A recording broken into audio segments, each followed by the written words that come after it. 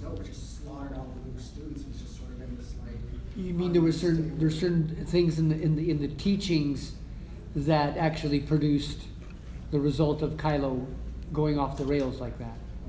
Yeah, that or just his state of mind obviously influence, and that's a big speculatory thing. His state of mind following the fall of Ben into Kylo, that could have driven her away. Him and Han Solo are good buddies. I mean, I'm sure he. Well, they're nearly like brother-in-laws. That he failed him, and failed Leia and stuff. Yeah, certainly that's got to be a point to drive him why he went looking for the first Jedi Temple. And that could tie right in, like, hey, this is not working, and that's a good point. I'm curious to learn more about Maxwell Sydow's character, as to why he was in the beginning, why he had a piece of the map to Luke's location. There's got to be more to him than just being there for 5 minutes in the movie. There was a tease that they knew each other, so how involved maybe he was Luke's helper in the temple. There could have been some sort of tease right in there that character was heavily involved with helping Luke train these younglings and train the new Jedi, and I think that will be revealed too. That's a piece of the puzzle that makes sense, Dooley. I think they also parallel Luke on Tatooine with Rey and Obi kind of overseeing that. I think they kind of parallel that almost as well, but again, we don't know. Yeah, there's something I think, and again, all this stuff's speculatory. There's if you believe that there's something isn't as quite as it seems, then some of these things that we're wondering about, like, well, it make no sense, or why is that too easy? I think there's going to be something. There's not dummies in charge. These people are, the people writing the stories and for the movies, they're Star Wars fans too, obviously. So if they're taking stuff like from, like Dan was saying, from the dark for expanded universe and stuff, there's going to be something if they loved from that. They're going to try to make it work for the movies if it resonated with them enough. And I think a lot of that stuff, it's still a matter of it's just they're keeping the mystery going into the second one, and they have to put some of the puzzle pieces down because you got to give us something in the second one to lead to the third one. I think you just got to keep an open mind that some of the stuff will make sense, and if it doesn't, they'll hear about it. We're passionate fans of Star Wars. You're going to hear it from us. Yeah. Another possible reason for Luke to be discontinuing the Jedi, since he had trouble with the dark side earlier, and he knew that his father went not as far as he could go, he may be bouncing the family. Yeah. Without any other direction to hold him there, he may have ventured further into the dark side himself and now have trouble facing continuing or birthing a new Jedi because what he's seen might not be willing to go back to, or think that they need to have a different, like you said, mandate to cover more of what they did in the past. So that's at some point. But that's a solid point for him to prompt him to evolve to the Great Jedi, because if he has a problem with that, he needs to find a way to balance things, and he may go middle of the road and take up the Great Jedi code. He might, but he also might decide that he's too unstable to be the father of the new Jedi Order. And that's a good point. I said I co-host, he's not on this panel, Colt Hudson. He dabbles in a lot of stuff. Something he told me once, something called epigenetics, where it's written onto your DNA. So is Luke thinking like, hey, no matter what Skywalker or Solo is born, they're going to be flawed in that way? That would probably make him think. And he's messed up because of this fall of Ben Solo. So obviously that drove him. To find a temple drove them into seclusion. They got to do a good job explaining how messed up Luke is to be there. Maybe Mark Hamill doesn't agree that Luke would have went there, but they went with the story, so they have to explain it well that Luke would go down this path and why, and that's their job in this movie to tell us. So we keep talking about the idea of the Great Jedi. What do you think, at this point in the story, what do you think that would look like? Because I know a lot of, anybody who's playing Knights of the Old Republic or anything like that sort of storyline became open, I think, through playing a game like Knights of the Republic or the Old Republic, that's how things are now. But we're so much farther in the future in the Star Wars story, the Star Wars timeline. What do you think, and this is just your opinion, what do you think that would look like now in the universe that we have? I think it's already been prevalent to some degree in the universe. I mean, along with that theory that Mace Windu was Snoke, was several points that indicated that he had a tendency to think like the Grey Jedi, because they talked about the way his lightsaber, you know, there's two primal colors of the lightsaber. There's the red for the Sith, green or blue for the Jedi. And his Jedi, you know, his lightsaber was purple, you know, here we go with color schematics again, you know, exemplifying certain elements of the character.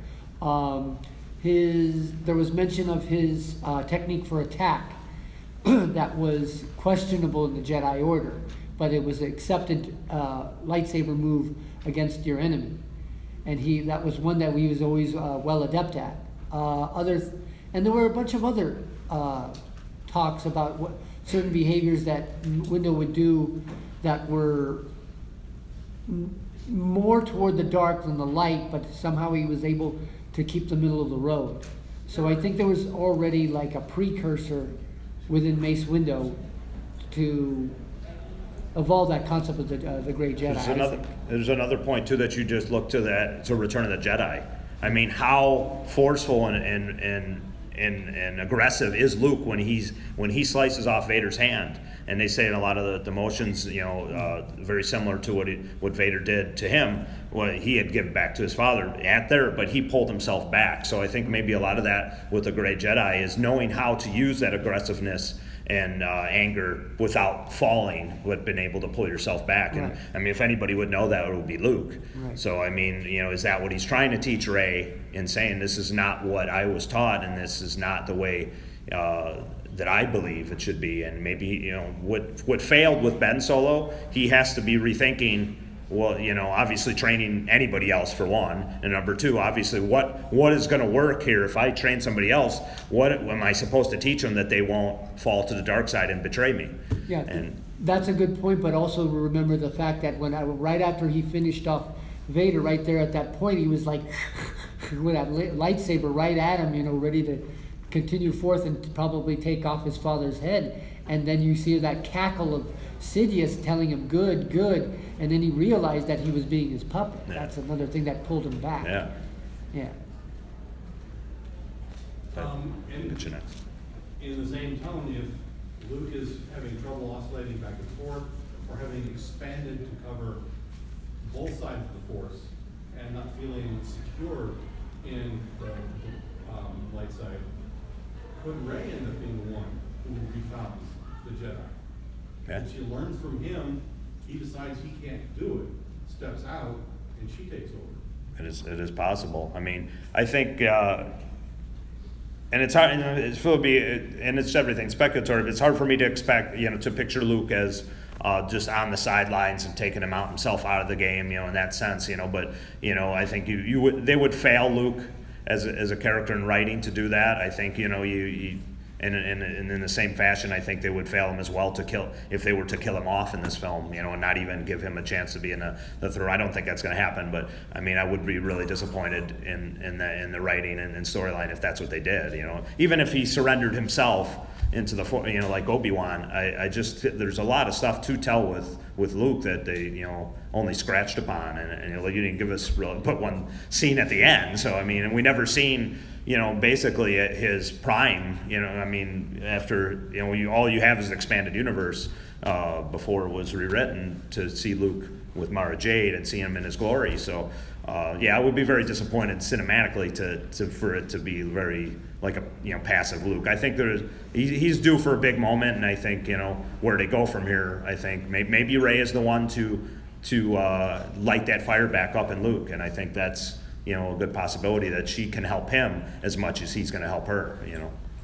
Did you have a question aside? Yeah, I was actually just kind of hypothesizing that, you know, we have this whole conversation about the Grey Jedi and like the balance, you know, kind of thing, and like Anakin's going to bring the balance of the Force. Well, obviously, that's questionable. At very best, he took like a step towards balancing it in the other direction. Since we know we have all these rules, and some of them are from the expanded universe that kept in sync with George Lucas's prequels and the original trilogy, and some of them come from other places, and some of them just happen to be coincidentally right. And so we're kind of pulling from this like grand, huge library of material for like what we think the Jedi is, and it's kind of J.J. Abrams inherited this gigantic problem of blending the two universes. And I don't know if anyone has been to Orlando, the Star Wars features, the new Star Wars features there. Okay, so they have a 11-minute video there that shows the all 6 films, the summary. It's a very well done piece of work, and it is all 7 films, and they basically kind of piece it together, and you can tell what they're invested in and what they're not. Yeah. And my understanding from watching that video, they're invested in the mythology of Star Wars, the Force being everything that binds the galaxy together and ties us all. And they're not invested in over science fictioning Star Wars, aka midi-chlorians. Yeah. They're taking some of the, albeit the brilliance of George Lucas, they're taking some of the storytelling mistakes that he made out of the picture, and they're not going to disavow that, but they're kind of drawing back and saying, we can just let that stand and not go back to it. Yeah. It's not going to change. We have it. There's no point in redoing the work, so we're just going to try to tell a better story moving forward. And the balance, as I see it with Luke, is that we see this material that they have to make new is we have to tell a new story. It can't just be good versus evil. Yeah. It can't even just be good versus evil inside oneself, because we've already seen that in more than 6 movies. The story has to be, how do we overcome the problems that we either didn't fix or created in the first place by making it a dichotomy. Yeah. Because we come up with religious rules about we do or don't do this because of ... We end up in this situation where we pigeonhole ourselves into a certain way of thinking, and that's the way it is just because. It doesn't matter what our personality is, it doesn't matter what our strengths are, it doesn't matter what our weaknesses are. We have to take our strengths and weaknesses into account, and Luke says the Jedi have to end. He says we have to do, I think what he's saying is we have to do away with that rule system and become more flexible. And you make a good point. I think in a lot of society, and it's not like a religious debate, but it's a lot of thing. It could very well just be like the organized version of the Force, which is the Jedi. That could be exactly what Disney is thinking. And I may have seen that video. I'd have to go back and look it up. But looking at that, it's precisely what we said at the start of the panel. I don't know if you were in here, but the reason for Chirrut's character, that he was in tune with the Force, but he wasn't a Jedi, could very well make it the direction that they're leading to with this. And the tease is there. Luke said that it's pretty important, obviously for them to use it in the trailer, and very well. I mean, Jedi and Sith, as much as we love them, may not be what they want to do, and you may have just seen that for a while, but they can always go back to it in a standalone film as well. So, and that leads into what we're talking about. I mean, to move us along, it's like, what would you like to see as a these standalone movies are going to continue. I mean, is there a character that you are waiting to just give me this movie, give me this character? Yoda? Force Ghost Yoda? Older. Yoda. Yeah, we got a few for Yoda. Yeah, anybody else? So, Yeah, I mean the mythology, as the gentleman was speaking of, that maybe that Disney wants to get away from in their new trilogy, they could bring it back in solo film. So you could easily do an old Sith, an old Jedi. Yoda, obviously, in his younger days of hundreds of years old. So, A Jar Jar standalone. so where do we go? Darth Jar Jar was something I actually agreed with. It astounds me that Jar Jar actually developed a good relationship with Mace Windu toward the end of Clone Wars, and I was like, that just blew me away. Everything that was explained in there would have made sense to me had they did it. I mean, how mind-blowing would that have been had they been able to pull that off and have him as a mule instead of Christopher Lee's character, and it just seemed shoehorned in. Count Dooku, how mind-blown would you have been to see this mule on the dark side now, on the Sith? I mean, he would have blown your mind. Really. 3 to 5 more minutes here. We got so absorbed discussing the mythos here. What does everybody think about how we're gonna go forward with Leia and Carrie Fisher? Yeah. Sad, I know tragic. it's a sad you know, point to yeah. bring up at the end. Do you think they'll kill her off or keep her going? CG, like Peter Cushing. I read something like Disney she says- could be in a kind of, she was in a room and it could be snow poisoning. I mean, you got to do something like, could they have something destroy a ship with her on it? I mean, They did say, they confirmed that they're not gonna bring her back. Yeah. They're not gonna CG her like Yeah, Dominic Yeah. they Falcon? said they're No. not gonna do that. yeah. I mean, were you guys a fan of the CGI from Rogue One? Did you like Peter Cushing in it? Yep. Yeah. I That was mean, great. it was interesting. I mean, he was a pretty important character. He had to be, done.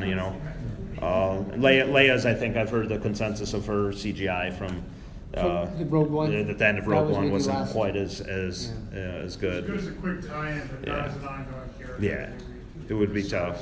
You just, I think you got to If give only her for a credit. brief moment and then goodbye, with her. Yeah. They got to do it with class and grace because of what the character means to Star Wars, what she as a human being, more importantly, meant to everybody in the world. So yeah, you want to do justice to not only obviously Princess Leia, but like Carrie Fisher herself, and you have to do it right. Personally, I'm personally for the Kylo redemption arc. Yeah.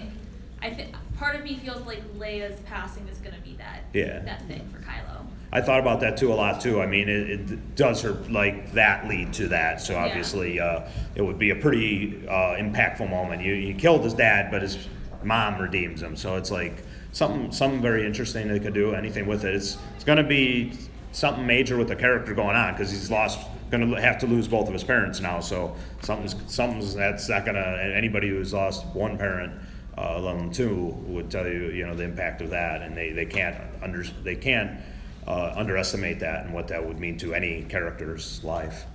I mean, that would be interesting, right? Because we know he has this strained relationship with his father, but we never hear anything about the relationship he has with his mother. Exactly. And yet it's his mother's side of the family that he idolizes. Yeah. Oh yeah. So, I mean, I'm very interested to see what they do with that. To see what that does to Kylo, to lose the last living link he has to his idol, to his grandfather. Yeah, what do you guys believe, even before passing, do you believe Kylo Ren is a character? Obviously, he killed his father. Do you believe he could have killed Princess Leia? No. Yeah. He's capable of I it? mean, he's capable, surely, but I mean, I don't see that as well. I mean, we didn't see it, but, as you made an excellent point, I mean, the connection with his grandfather on the Skywalker side, there's something there that, obviously it's a big part of his character. The Force is within him, I couldn't have seen it. So I think that might be a plot point if they visit it that could be very traumatic for him, Well, depending he's on how filled she with dies. resentments, so, I mean, anything's possible. Depends on how she dies and who's responsible. Right. And I think, I don't know, in regards to his relationship with Leia, we don't see a lot, but we do see Leia show remorse for sending him to Luke. There was, Yeah. it seemed there was something that happened that Kylo didn't want to go to train with Luke, and that happened anyway. Yeah. So I think that'll be an interesting thing. This looks like they opened the doors and wrap it All up. right, We want to thank thank you. you guys very much for joining us here. We're a great crowd. Hopefully this stuff will be is on our YouTube channel, the Comicasters, and hopefully if you join us, subscribe, please. Thank you. Time is a damn.